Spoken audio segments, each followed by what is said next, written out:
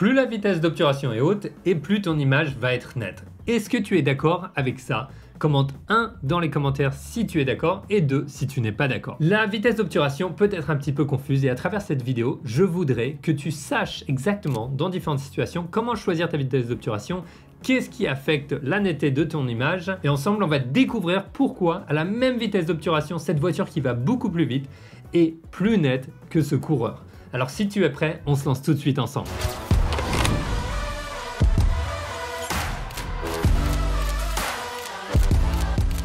Good morning, on se lance tout de suite. Plus la vitesse d'obturation est rapide, plus ton image est nette. C'est quelque chose que j'entends souvent et qui, je suis désolé, n'est pas vrai.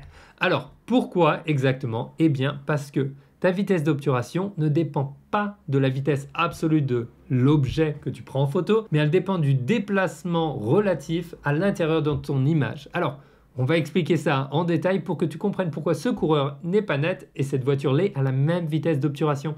C'est un petit peu surprenant. Si tu ne me connais pas, mon nom est Pierre Tellenberg, je suis un photographe d'aventure et de voyage et sur cette chaîne YouTube, je partage des tutoriels et des aventures photographiques. Donc abonne-toi et laisse un petit pouce si tu trouves cette vidéo utile. Maintenant, à quoi correspond cette vitesse d'obturation? La vitesse d'obturation correspond à la vitesse à laquelle finalement ton obturateur qui ouvre et qui ferme et qui permet d'exposer ton capteur à la lumière va aller. Plus il va aller vite, moins ton capteur va finalement voir pendant longtemps et plus il va rester ouvert longtemps et plus ton capteur va voir pendant longtemps. Quel est l'impact de ça? Eh bien, il va y avoir un impact sur le mouvement.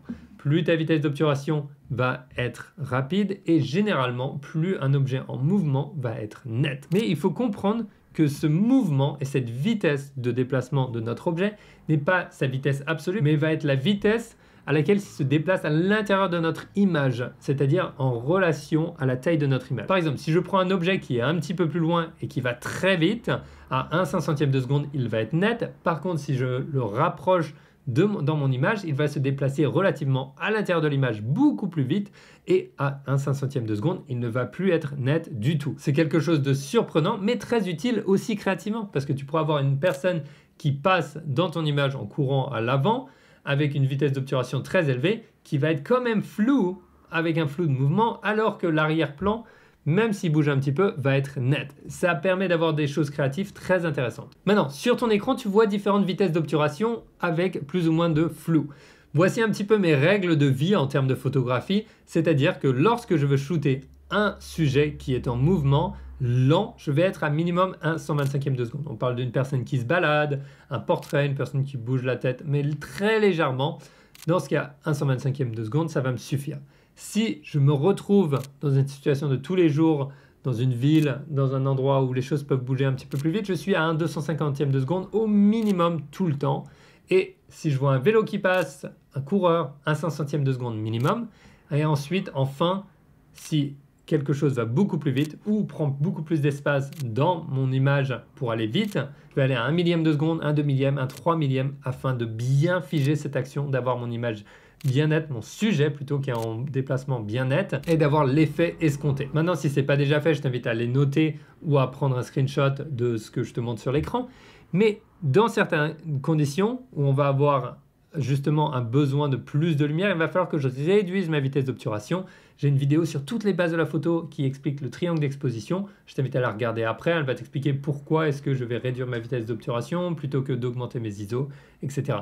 En gros, ce qu'il faut que tu comprennes, c'est que lorsque je vais dans une situation de lumière basse, je vais essayer de réduire ma vitesse d'obturation au minimum. C'est-à-dire, par exemple, pour mes portraits, je vais descendre à 1/50e de seconde, 1/30e dans certains cas, et par exemple, pour me déplacer la nuit, 1/80e de seconde. Deuxièmement, j'entends souvent que la vitesse d'obturation affecte uniquement l'exposition, la luminosité de notre image. Tout comme notre ouverture apporte un choix créatif sur la profondeur de champ, je t'invite à regarder la vidéo sur l'ouverture après pour bien comprendre, mais ta vitesse d'obturation va permettre d'avoir un choix créatif, de savoir si on veut qu'un objet soit flou ou il soit figé.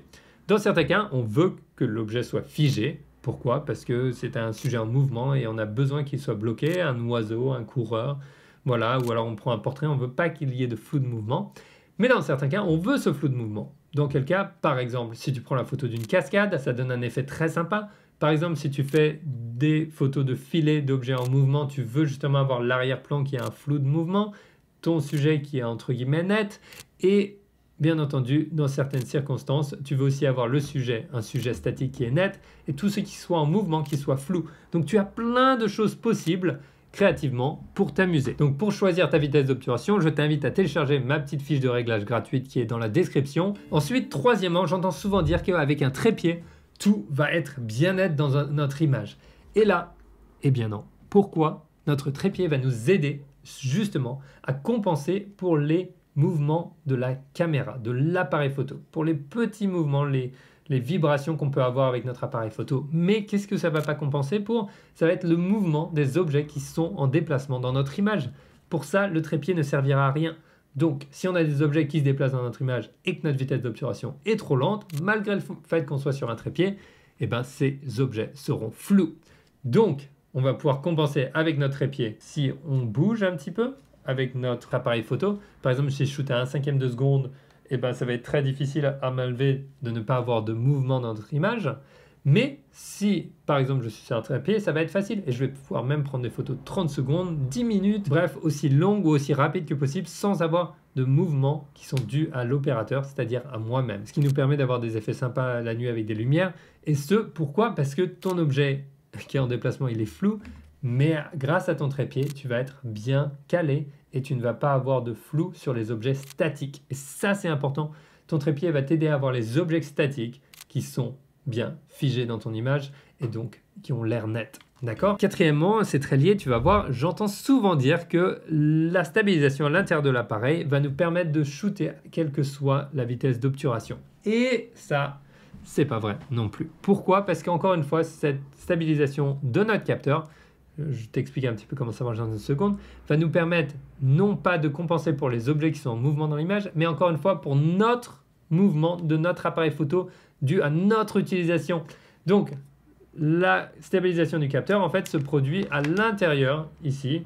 Tac, on a notre petit capteur qui va être stabilisé, c'est-à-dire qu'il y a un programme qui va le compenser en fonction de nos mouvements afin qu'il soit le plus statique possible pour que l'on puisse prendre des photos à une vitesse d'obturation réduite, d'accord, par rapport à un capteur non stabilisé. Au lieu de shooter à 1/50 de seconde, par exemple, je vais pouvoir descendre à 1/5 de seconde. On contrôle bien ma respiration et tout en ayant une photo avec un objet statique qui est net. En gros, tu peux penser à ta stabilisation dans ton capteur comme un mini trépied qui est intégré dans ton appareil photo pour rendre les choses stables. Bon, c'est une image. Hein. Et maintenant, si tu comprends que si c'est le sujet qui bouge et que ta vitesse d'obturation est trop lente, cette stabilisation ne servira à rien pour ça. Tu auras quand même ton sujet qui est flou. Maintenant, dernière chose ultra importante, ta vitesse d'obturation doit absolument être liée à ton objectif. Et beaucoup pensent qu'on peut utiliser juste une vitesse d'obturation rapide pour tous ces objectifs ou une très lente, mais en fait non. Si tu shootes avec un grand angle ou avec un téléobjectif, tu vas drastiquement devoir utiliser des vitesses d'obturation différentes si tu veux figer tes objets, et ce même avec des objets statiques. Pourquoi? Parce que prends ton téléphone et je vais te montrer tout de suite. Tu te mets en mode appareil photo ou en mode vidéo, et maintenant tu vas venir zoomer autant que tu puisses, et tu vas regarder, tu vois à quel point, quand on est zoomé au maximum, à quel point un tout petit mouvement avec ma main va déplacer le sujet. C'est-à-dire que le déplacement de notre sujet à l'intérieur de l'image est énorme, alors que si je dézoome, le déplacement est très faible. Qu'est-ce que ça veut dire? Ça veut dire que le mouvement relatif à l'intérieur de notre image est grand ou petit en fonction de notre longueur focale. Donc sur un grand angle, il y a très peu de déplacement relatif dans l'image, donc ça va être facile de figer notre sujet, puisqu'il ne bouge pas beaucoup, relativement dans l'image, et avec un téléobjectif, on va devoir justement utiliser une vitesse d'obturation plus grande pour compenser pour ce déplacement relatif très élevé. Maintenant, il y a des règles. La règle à l'époque, quand les capteurs n'étaient pas stabilisés, c'était 1 sur la longueur focale au minimum. C'est-à-dire que si tu shootes avec un 50 mm, shoot à minimum 1/50 de seconde. Si tu es sur un 200 mm, un 200e de seconde. Mais maintenant, avec les capteurs stabilisés et même des objectifs stabilisés aussi, tu vas pouvoir un petit peu, ça va être un peu plus flexible. Perso, je vais, avec par exemple un 50 mm, je vais même descendre à 1/5 de seconde. J'ai même pris des photos de 3,5 secondes à main levée grâce à la stabilisation du capteur, et ce à 70 mm.